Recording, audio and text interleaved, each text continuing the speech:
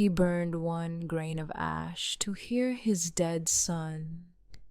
When the locket was empty, so was he. Grief does not follow a schedule. It does not respect the hours you have set aside for it or the years you have been told should be sufficient for its resolution. It arrives in the middle of ordinary things, a song from a car window, the weight of a particular kind of silence in a room that used to be louder, and it is as immediate and consuming as it was on the first day. This is the grief that makes people reach for things they would otherwise never touch. Not the grief that has learned to coexist with daily life, but the raw, early kind, the kind that is still arguing with the fact of the loss, that has not fully accepted the finality of the specific silence left behind. A father found a locket in his son's belongings 3 weeks after the funeral, an iron locket, older than anything the boy should have owned, containing a small quantity of gray ash. The instructions were not written anywhere. They arrived, as some instructions do, as a kind of knowing, as though the locket had been designed for exactly the person who found it. He burned the first grain on a Thursday evening. He heard his son's voice. He was already lost. Daniel Marsh had buried his son on a Tuesday in October and had spent the following 3 weeks conducting the specific administrative theater of grief. The thank you notes, the notification calls, the clearing of the hospital paperwork, the sequential closure of his son's accounts and subscriptions, each one a small, formalized goodbye that was supposed to help but did not. His son had been 22. The cause had been sudden and cardiac and entirely without warning, which meant there had been no preparatory conversations, no final clarity, no closing of the particular loops that parents and adult children leave open because there is supposed to be more time. The locket was in a box of miscellaneous items the hospital had returned. He had gone through the box 3 times before he found it. It had been at the bottom, wrapped in a piece of the shirt his son had been wearing, as though someone had placed it there deliberately. Daniel did not recognize it. He had never seen his son wear it. He had no memory of ever having seen it before. It was iron, not silver or gold, the material of a working object, rather than a decorative one. The surface darkened to near black with age and the specific patina of a thing that has been mishandled for a long time by many different hands. The clasp was a simple hook mechanism. Inside, in the shallow cavity of the locket's 2 halves, was a quantity of gray ash. Not a large quantity. Perhaps a tablespoon if he had tipped it all out at once, which he didn't. He looked at it. He smelled it. It smelled of nothing he could identify. Not smoke, not earth. Not the specific smell of cremated remains that he had encountered at his parents' deaths and recognized as biological. This ash smelled of nothing. It had the specific quality of something that had burned very completely. He closed the locket.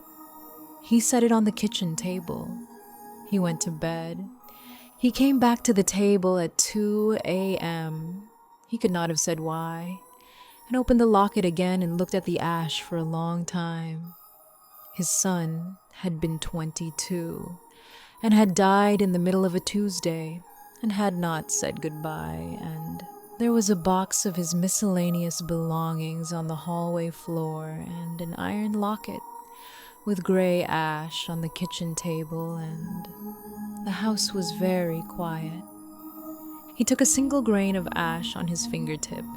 He held it over the candle he had been burning on the table, a practical candle, not ceremonial, the kind he kept for power cuts, and let it drop.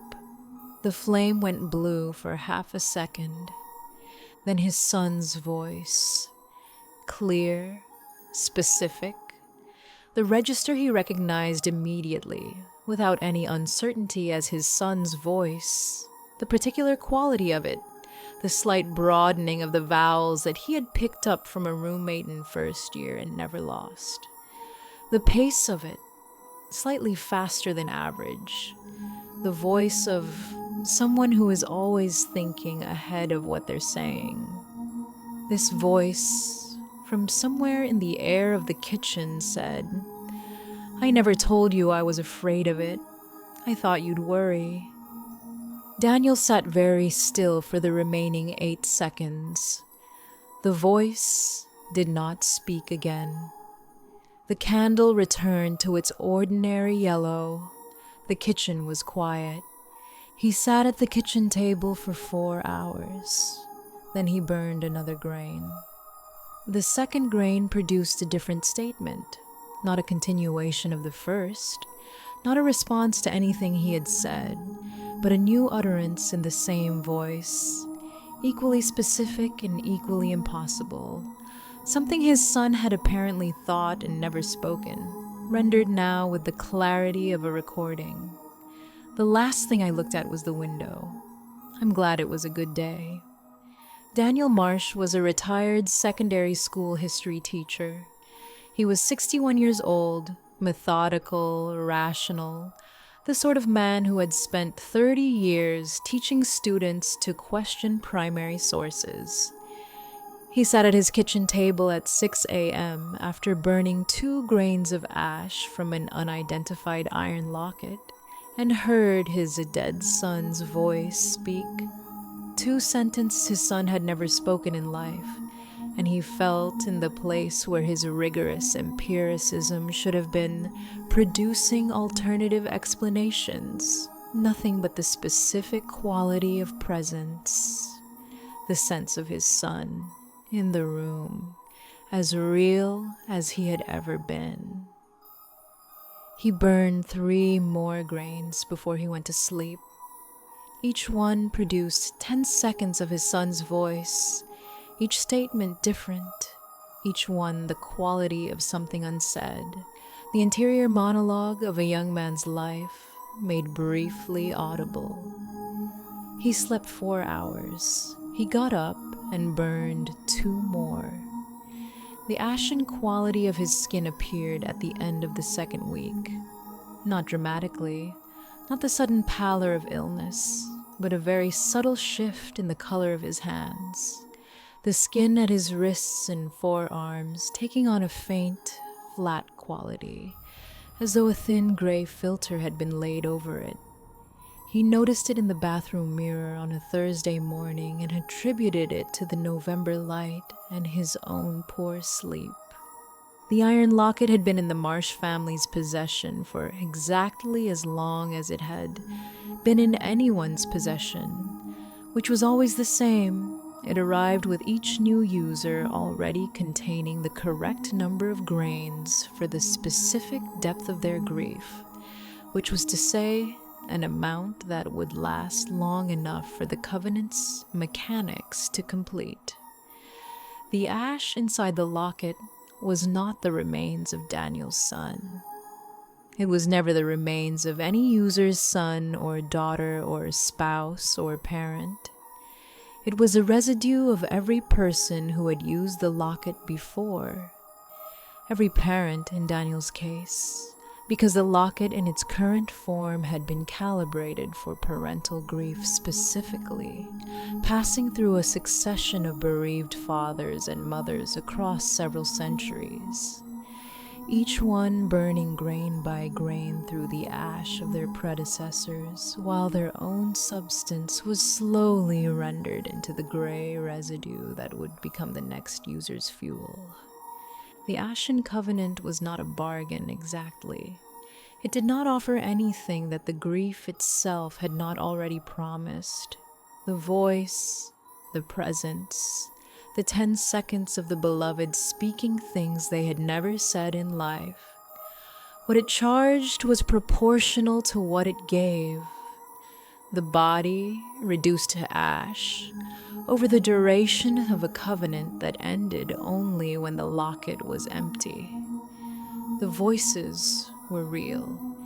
This is the detail that the rational framework keeps failing to accommodate.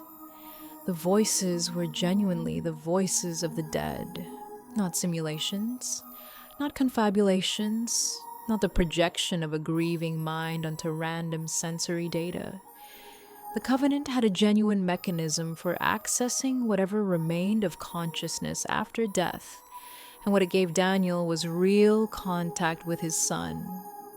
Real seconds of his son's interior life made audible. Real presence in the kitchen at 2 a.m. The cost was real too. By the 5th week, the grayness had reached his forearms. By the 6th, it had crossed his elbows. He had noticed the progression, but had not connected it to the locket until the 6th week, when he touched his forearm with his own fingers and felt, instead of the normal texture of skin and underlying tissue, something with less density, a slight hollowness, as though what was beneath the surface was becoming more like ash than like flesh. He counted the remaining grains. 12. He counted them 3 times to be sure. He called his sister. He told her he had found something in the box from the hospital. He described the locket, the ash, the voice. She was quiet for a long time, and then she said, in the voice of someone who has decided to say the thing rather than not say it, "Daniel, you need to stop." He told her he would. He did not stop. The final grain produced the longest silence. He held it over the candle for several minutes before he let it fall, the last grain of a locket that had been passing through.